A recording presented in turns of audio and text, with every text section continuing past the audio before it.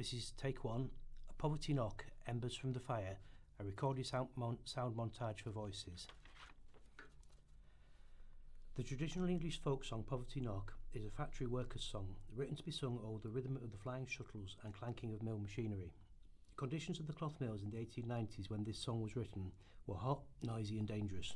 Injury and even death from the awkward and unsafe weaving machines was commonplace, and yet the continual knocking of the shuttle was at least a surety that you'd be able to eat, guttle, in a time when unemployment still meant virtual starvation and misery. This theme of unemployment, meaning virtual starvation and misery for common people, is embedded throughout the course of English history. We find its narrative echoing down through the centuries in the words of radical preacher John Ball. He would preach in the marketplace on a Sunday as people were leaving church. His ideas raised the imagination of the peasant masses beyond the harshness of their daily lives, fusing their anger with a utopian vision, creating a revolutionary consciousness, one that was about to burst into life. John Ball's famous sermon at Blackheath, quoted in General Chronicles of England 1381, still makes powerful reading today. In the sweat of thy face shalt thou eat bread, till thou return unto the ground. For out of it wast thou taken, for dust thou art, and unto dust shalt thou return. My good friends, things cannot go on well in England, nor ever will, until everything shall be in common, when there shall be neither vassal nor lord, and all distinctions levelled, when the lords shall be no more masters than ourselves. How ill they have used us! They have wines, spices, and fine bread, when we have only rye and the refuse of fine straw, and if we drink, it must be water.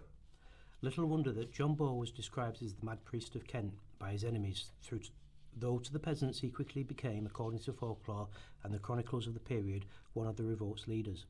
He was certainly one of the most eloquent representatives of the peasants' revolt and one of the first recorded leaders of popular revolt in English history. Wretched is the infant's lot, born within a straw-roofed cot. Be he generous, wise, or brave, he must only be a slave. Long, long labour, little rest, still to toil to be oppressed. Drained by taxes of his store, punished next for being poor. This is the poor wretch's lot, born within the straw-roofed cot. The peasants' revolt in itself is something of a misnomer. In fact, these were highly skilled craftsmen with working skills often passed down from father to son for generations. It's easy to forget in the age of 0 hours contracts and casual factory work for many in Rochdale today that these people had highly specialist skills and training. How many of us today, for example, are skilled enough to grow enough food to harvest for a family and have a surplus to barter or trade to others, or have the skills to forge iron into ploughshares or cast tools, let alone intricately carve rough-hewn blocks of stone into the face of an angel or a cherub for the outside of a monastery or church? Committed socialist William Morris, who also designed the notable stained glass window at the Burne-Jones window of St Chad's in Rochdale, depicting faith, hope and charity, wrote in his prose poem, A Dream of John Ball, that above the heads of the crowd, and now slowly working towards the cross, was a banner on a high-raised cross-pole, a picture of a man and woman half-clad in skins of beasts, seen against a background of green trees, the man holding a spade, and the woman a distaff and spindle rudely done enough, but yet with a certain spirit and much meaning. And underneath this symbol of the early world and man's first contest with nature were the written words, when Adam delved and Eve span, who was then the gentleman? The banner came on, and through the crowd, which at last opened where we stood for its passage, and the banner bearer turned and faced the throng, and stood on the first step of the cross beside me. It should be remembered that John Ball was preaching at a time when the church was the largest slave owner in the early Middle Ages. 4 abbeys ruled by Alwyn of York employed 20,000 slaves. In England, it was heretics from John Ball and the Lollards onwards who recalled that there were no gentry in the Garden of Eden. This was Orthodox liberation theology a clear 600 years before the Bishop of the Slums, Brazilian Archbishop Dom Helder Camara, whose famous adage that, when I give food to the poor, they call me a saint. When I ask why they are poor, they call me a communist. In the 1980s, this went right to the very heart of the Church's response to the Christian ministry of the poor and dispossessed. Don Helder Camara, like John Ball, exposed one of the great fissures in the established church, bringing to sharp relief the claim of the church to be on the side of the poor. It should also come as no surprise that the medieval church authorities resisted the translation of the Bible to English. Religious reformers such as Francis of Assisi and John Wycliffe of the Peasants' Revolt fame were to understand that the Latin Vulgate spoke out against the rich and the powerful. The sharing of goods was always treated by some Christians, even if only a minority of them, as a virtue. The New Testament also laid great emphasis on the universal sharing of material goods. Christ's Sermon on the Mount eulogized the poor and the oppressed. When he learned that the crowd had only 5 loaves and 2 fishes among them, Christ divided them equally, and a miracle was witnessed as everyone present had enough to eat. This was one of the great influences on subsequent endeavours for all people to have an adequate means of subsistence. The appeal of this is obvious in an age when life was nasty, brutish and short for many. The poor barely had enough to eat, certainly not a healthy, balanced diet, even when times were good, such at Martinmas and Christmas, when, as a popular rhyme chimed, November, at Martinmas I kill my swine. December, and at Christmas I drink red wine. Later Tyndale translated the New Testament from Greek into English, each version printed at Worms in 1526 of 3,000 copies. When they reached England, the Bishop of London, fearing that the jewel of the church is turned into the common sport of the people, seized every copy that his agents could lay their hands on. The offending texts were burnt at St Paul's Cross, a gathering place of the precincts of the cathedral. So effective were the bishop's methods that today only 2 copies of the original 3,000 survive. For his efforts, Tyndale was branded as a heretic and executed at the stake in 1536. Then, as now, the Bible text was all things to all men and women, a tool of oppression for the wealthy or a dangerous instrument of liberation and freedom for the poor. When Adam delved and Eve span, who was then the gentleman? From the beginning, all men by nature were created alike, and our bondage or servitude came in by the unjust oppression of naughty men. For, if God would have had any bondmen from the beginning, he would have appointed who should be bond and who free.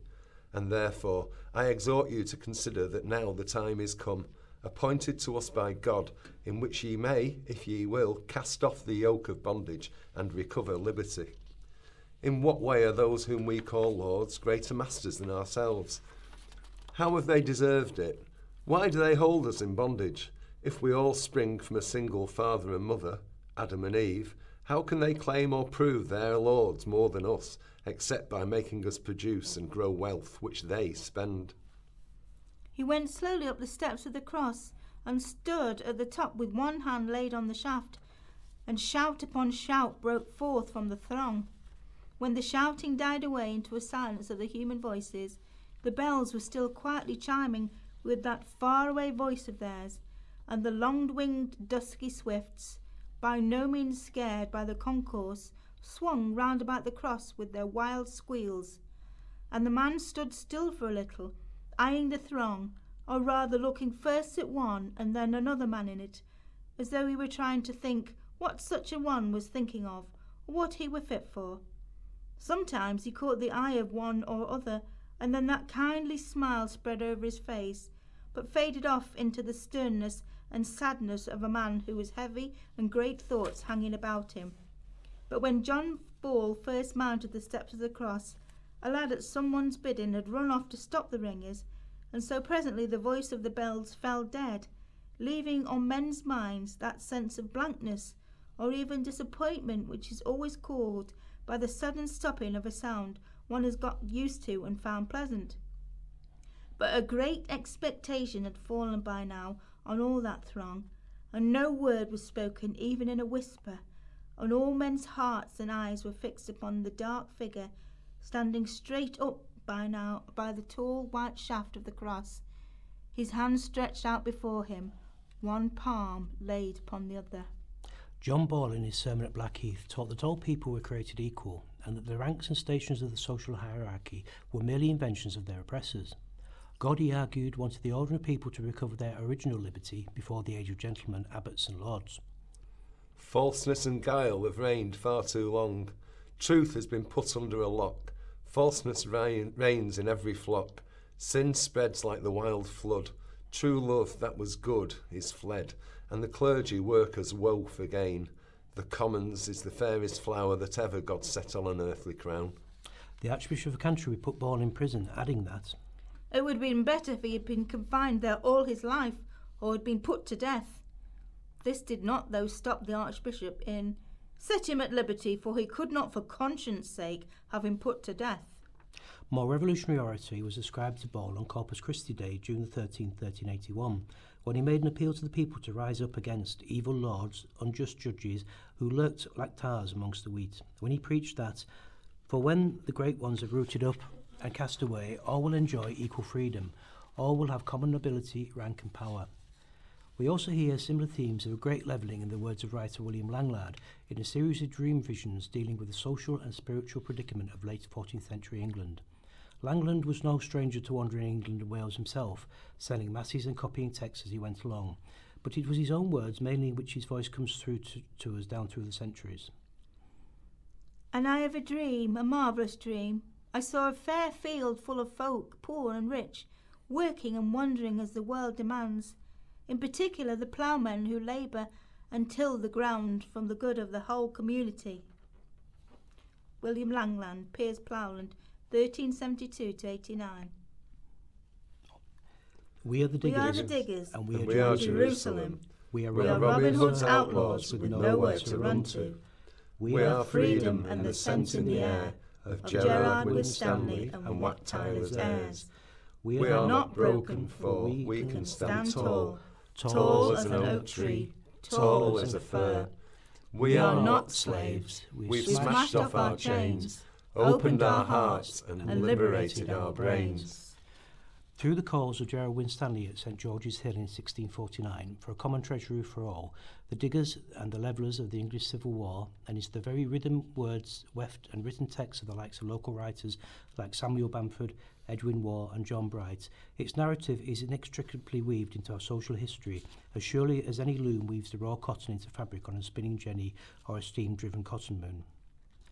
Religious radicals such as John Ball and Gerard Winstanley and others spoke directly from Scripture to say that all men and women would derive from the original divinely created pair. Where did the lords and ladies come from unless it was a corruption of God's plan? This religious theme was to recur time and again in the wider history of the Labour movement, when Wedgwood Ben pointed out in his acclaimed book of the 1980s, Arguments for Socialism. Of course, there are some Christians in the churches, just as there are some socialists in the Labour Party. Echoes of John Ball could be found too, if you listen hard enough, in the words of the Fabian founder of the Labour Party, in the word of the Labour's first Member of Parliament, Keir Hardie, who said in 1901 that we're called upon at the beginning of the 20th century to decide the question propounded in the Sermon on the Mount as to whether we will worship God or mammon. The present day is a mammon worshipping age. Socialism proposes to dethrone the brute god mammon and to lift humanity into its place. I beg to submit, in this very imperfect fashion, the resolution on the paper, merely promising that the last has not been heard of the socialist movement,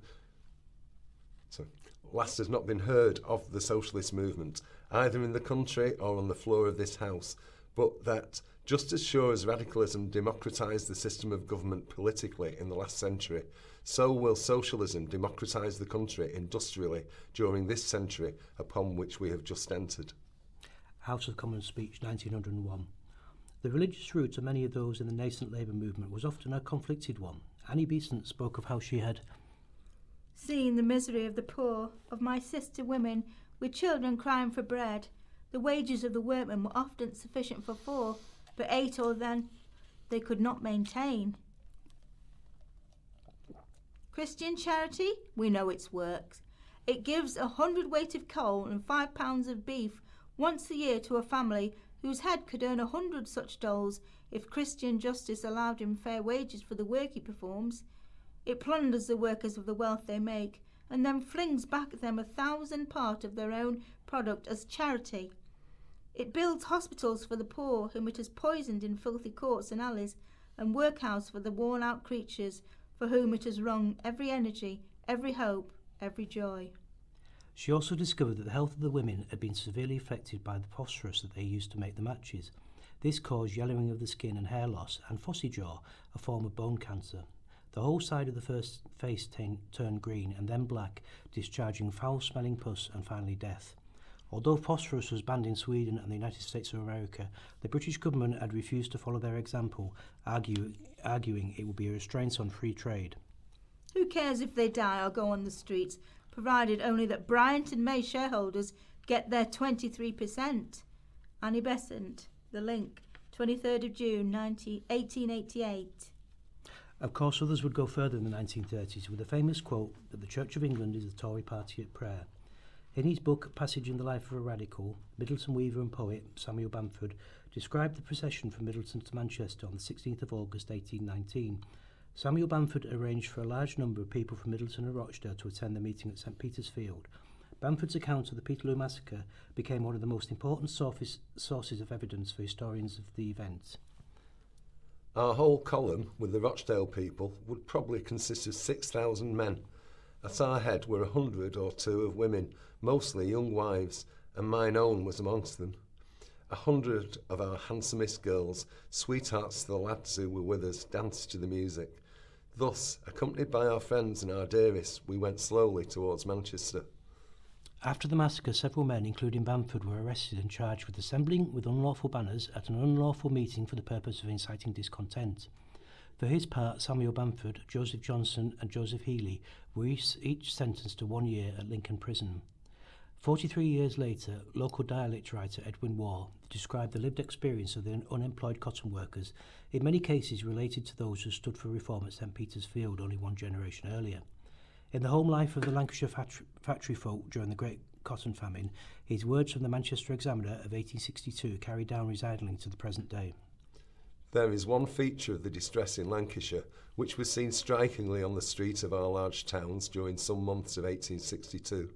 I allude to the wandering minstrelsy of the unemployed.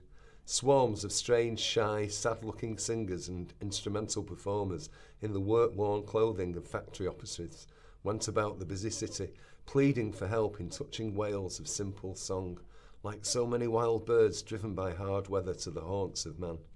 And again in Mr Cobden's speech of the cotton famine of the 1860s. When I was in Rochdale the other day, I heard a very sorrowful example. There was a poor woman who kept a shop, and she was threatened with a distraint for her poor rate. She sold the Sunday clothes of her son to pay the poor rate, and she received a relief ticket when she went to leave her rate. That is a sad and sorrowful example, but I'm afraid it will not be a solitary one for a long time. Scene 1. Chantal's story, a Rochdale childhood. Hi, my name's Chantal. That's not my real name.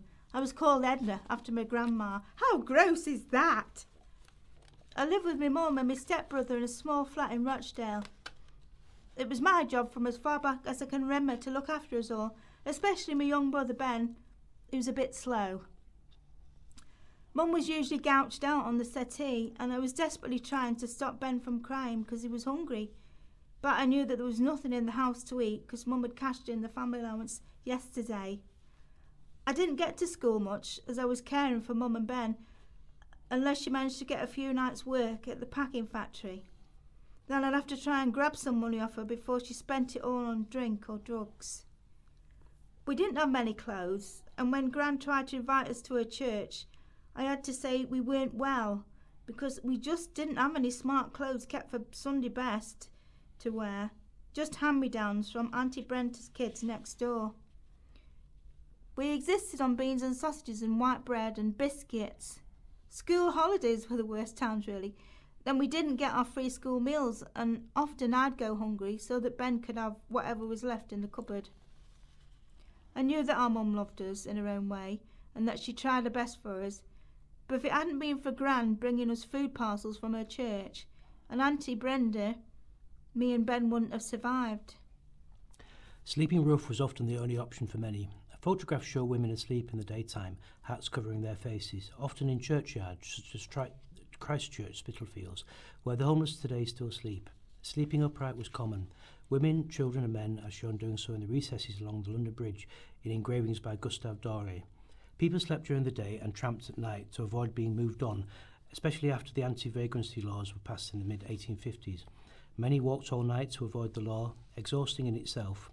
One man describes his descent from penny lodgings with money clubbed together from friends to the constant nighttime tramping, hungry and unable to sit for more than a few minutes at a time. In cold weather, wrote the Raggy School Union magazine of 1864, people would congregate on the flags by bakery ovens or near warm air vents in doorways or outside the workhouse when refused entry inside it.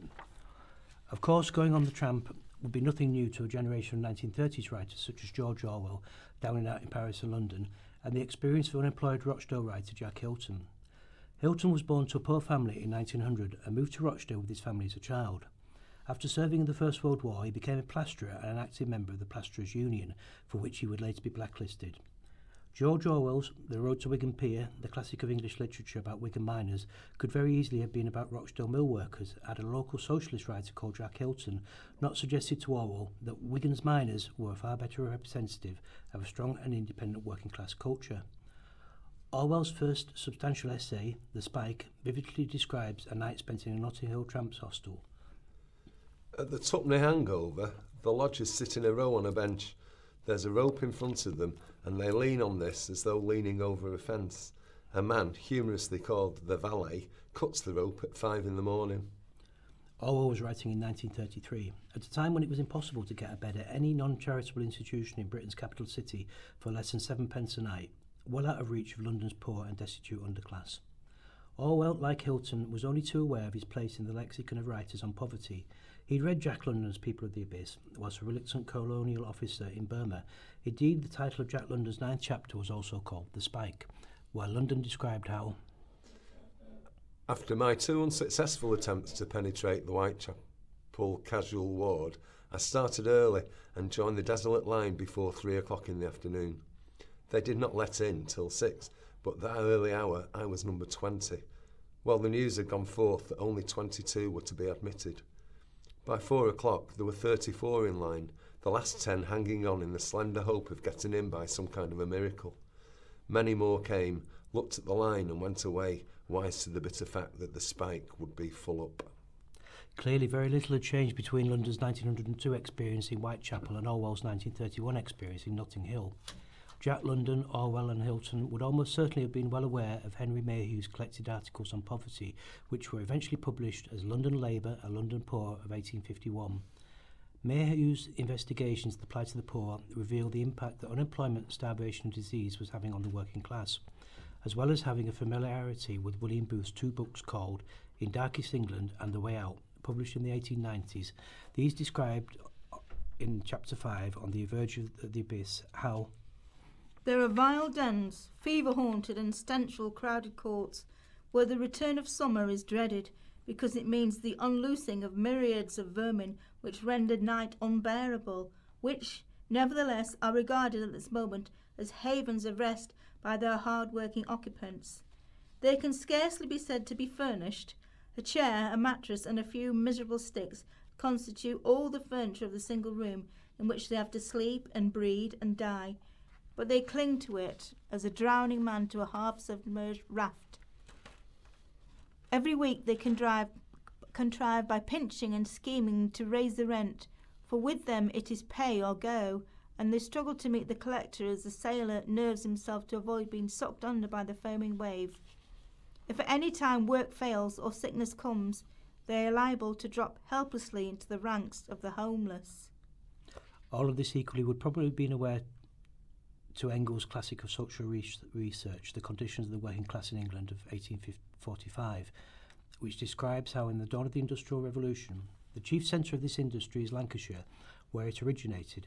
It has thoroughly revolutionised this country, converting it from an obscure, ill-cultivated swamp into a busy, lively region, multiplying its population tenfold in 80 years, and causing giant cities such as Liverpool and Manchester, containing together 700,000 inhabitants, and the neighbouring towns of Bolton with 60,000, Rochdale with 75,000, Oldham with 50,000, Preston with 60,000, and Ashton and Stalybridge with 40,000, and a whole list of other manufacturing towns to spring up as if by magic of touch. Though it is Engels' description of the dreaded workhouses which will be the focus of this particular piece of research. In the workhouse at Middleton in Lancashire, 12 and at times 18 paupers of both sexes slept in one room. This institution is not embraced by the new Poor Law, but is administered under an old special act, Gilbert's Act. The inspector had instituted a brewery in the house for his own benefit. In Stockport, July 31st, 1844, a man, 72 years old, was brought before the Justice of the Peace for refusing to break stones and insisting that, by reason of his age and a stiff knee, he was unfit for his work. In vain did he offer to undertake any work adapted to his physical strength. he was sentenced to 2 weeks upon the treadmill. In the workhouse at Basford, an inspecting official found the sheets had not been changed in 13 weeks, shirts in 4 weeks, stockings in 2 to 10 months. So, of 45 boys, but 3 had stockings, and all their shirts were in tatters. The bed swarmed with vermin, and the tableware was washed in the slop pails. In the West of London workhouse, a porter who'd infected 4 girls with syphilis was not discharged, and another who'd concealed a deaf and dumb girl 4 days and nights in his bed was also retained. One of the finest of all Rochdale working class writers, most people in Rochdale and elsewhere never heard of, Jack Hilton, raged eloquently against the dangerously squalid conditions in the slums, where he witnessed what he later recalled as the indifference to humanity in the heart of liberal Methodists and Tory churchmen. Hilton gave a grimly damning insight in the fragility of slum life in the cobbled streets and soot-strained lungs of terraced houses of our town in the last great economic depression of the 30s, when he wrote, "Of 11 children, maybe there were 13, 7 died before reaching 2 years. Only 4 of us became adults. My mind doesn't recall how many brothers and sisters I had, because they died too soon for me to have memories of association. This was normal for slummies." This same Jack Hilton was bound over to keep the peace and banned from public speaking in 1932 following a disturbance at Rochdale's notorious Public Assistance Committee, during which he was struck with a sergeant's stick so hard that he could hardly move his legs, whilst advocating on behalf of the poor and needy of Rochdale. Hilton knew too he was a link in a long chain going back to the Middle Ages and beyond for those who'd chronicled the lived experiences of the poor and marginalised in this country. When he described the treatment of vagrants of the late 1500s in Caliban Shrieks, written in 1935, he vividly described the medieval lived experience of the poor. Vagabonds were sentenced to be branded, 5 to be hanged and 8 set to service. Service was unvarnished slavery, and it was from the stress of such times that humanity set up its workhouses. We still have them with us. We also have first-hand descriptive evidence by Jack Hilton of the scene of the local means test for public assistance in the middle of the 1930s, when he noted brutality to the poor remained just in a different form. What sort of civilised action in such callousness? When you take away the last straw of the poor blighter, it's a punishment that eats into the bone. Another Rochdale writer, Trevor Hoyle, takes us back on a trip back in time to the black and white 1950s, to a northern cotton town struggling to emerge from a decade of shortages and rationing, and make do amend. Down in the figure 7, a fictional memory that reinforces the saying, the past is another country, with its strange customs and mysterious rituals, none stranger and more mysterious than the secret world of childhood. Take a time trip back to the black and white 1950s, to a northern cotton town struggling to emerge from a decade of shortages and rationing, of make do and mend. But the war and its aftermath cast a long shadow. Gangs of feral youth, inflamed by the exploits of Hollywood tough guys, fed on movie-tone news and the tales of dads and uncles who served in the forces, are still fighting the Nazis and the Nips and each other in the bits of wasteland between the streets and houses.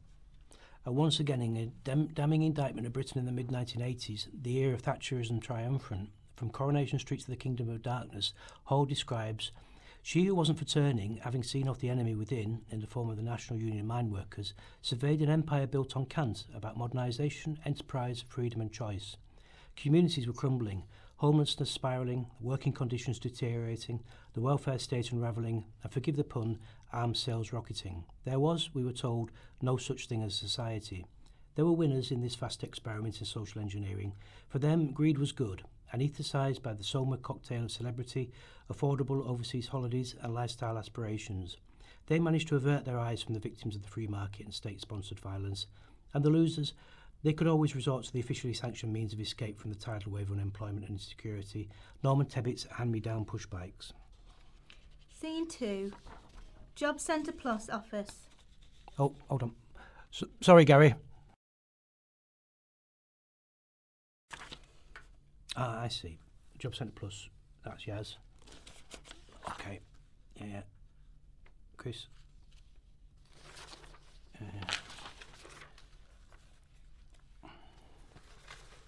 Chris has just said insecurity from Norman Tebbett's hand-me-down push bike. Do we stop at scene 3 or do we go through scene 3? We'll do scene 3. Through scene 3. And then do we stop at the page 31 where it says bye now? The last piece from Chantal. Sorry? Scene 2. Gary's saying from scene 2. Scene 2, page 25, that's where we... Yep. Yep. Thank. Scene 2, Job Centre Plus office. Chantal! Chantal! Here, I'm here. Yes, take a seat. Now, let me have a look at your details. Oh, dear, that's most unfortunate. What? Is there something wrong? Yes. You failed to appear at the placement we set up for you at the People's Advisory Pop-In. Therefore, you have been sanctioned for 6 weeks. Oh, God, I can't believe this. I did phone up and tell them I couldn't make it. Honest, I did. It's just that Ben was playing up and Mum wasn't well, and I just didn't have the bus fare to get there. It's 2 buses to get right over the other side of town, you see. I couldn't leave Ben with Mum, and he couldn't walk though. It's miles, and he's just a little kid. I don't want to hear it. When will you people realise that there are always consequences to your actions? What am I going to do with no money coming in? I feel sick. How am I going to manage? Well, I can give you a voucher for the food bank, I suppose. Yes, here it is. If you hurry, they might still be open now. Thanks, Madge. Oh, God, I really don't want to go there, but I've got no choice now, have I?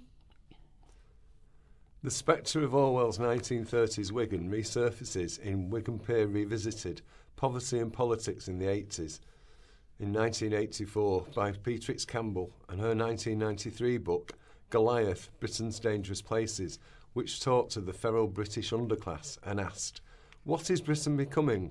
4 successive Conservative governments, a boom and 2 recessions have wrought seismic shifts in British social and political life.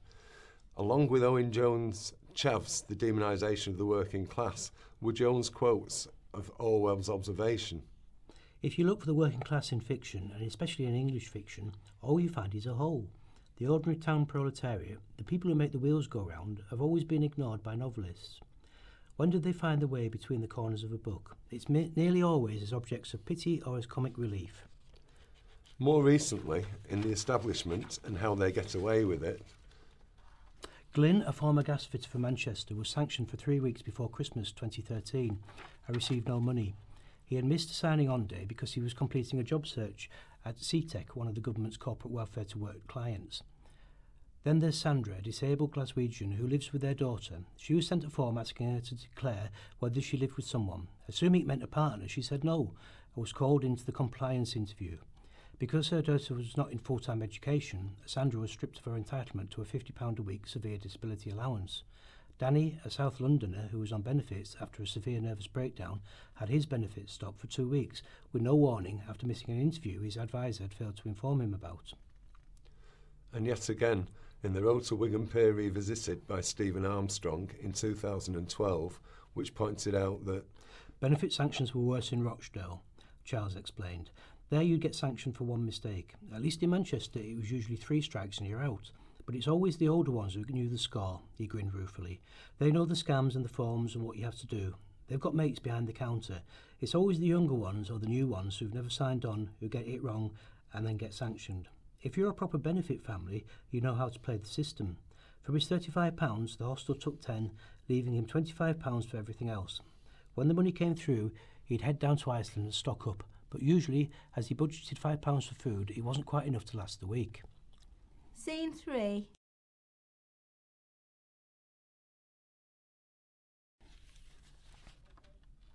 Okay. Scene 3, food bank. Mildred. Hello. Please come in and take a seat. Would you like a cup of tea or coffee? You look a little flustered, my dear. No. I've run all the way here. I just need to get my breath back and I'll be all right. She hands the voucher over to Mildred. Thank you. Don't worry, my dear. We'll get you sorted out. Oh, I'm grateful, but to be honest, I never thought I'd get this low. Shall we say a prayer together, my dear? Well, if you want to. Dear Lord, please bless this child of yours and please help her to your wondrous bounty. Amen. Amen. A food bank helper comes across bustling with 3 carrier bags of food. Here we are, my dear. Here is 3 bags, enough for 3 people for 3 days. Would you like to help yourself to 2 tins from the out-of-date box? Yes, please. Can I take these 2 tins of beans and sausages? Our Ben really likes these. And 3 bags of tin food won't get far with no tokens in the meter and us already on emergency credit. Yes, of course you can, my dear. And why don't you take this little book of Bible readings as well? There's one for each day. You can read, can't you? Of course I can. I'm not stupid, you know. Sorry. You've been really kind, and I'd like to say thank you to you for all your kindness, even though I don't feel very deserving of it. You are a child of God. He will bless you and keep you always. I hope so, because I've got another 6 weeks of survival to manage first. Bye now.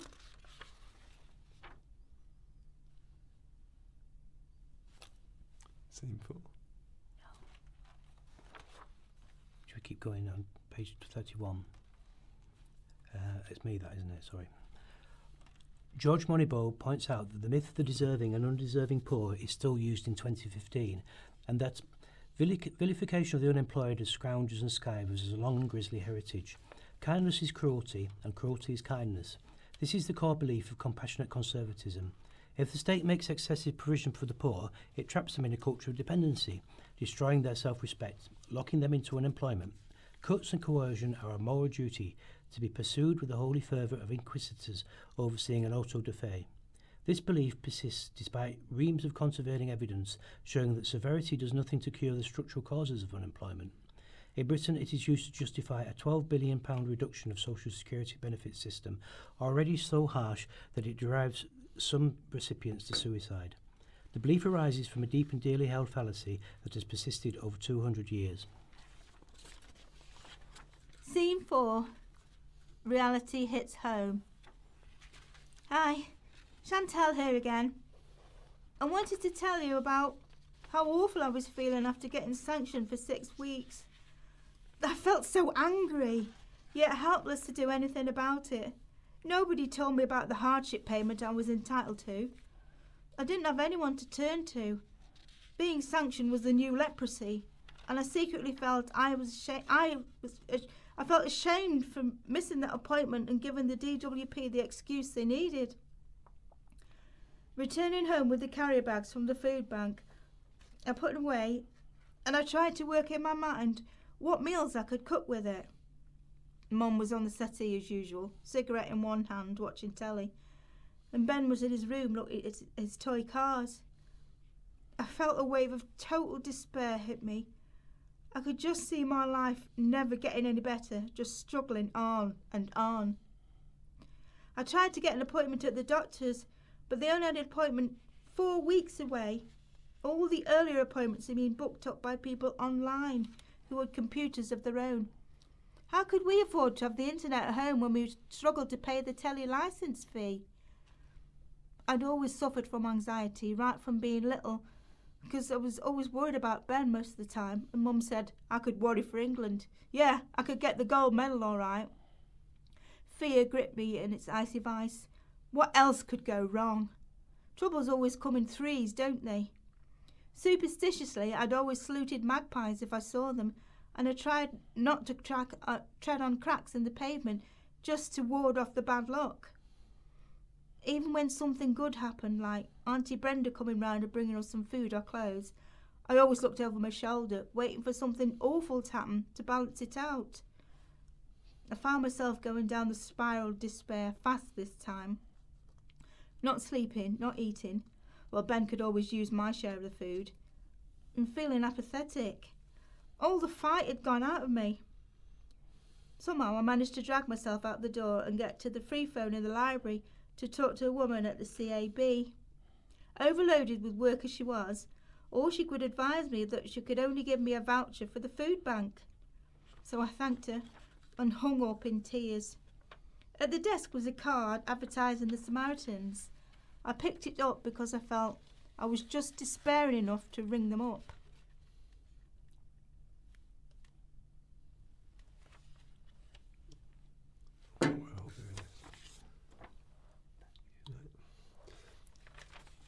We dedicate this piece of research to the people in clogs when poverty knocked, and their descendants who are still on the outside looking in, to the places where decisions are made about them, yet without them.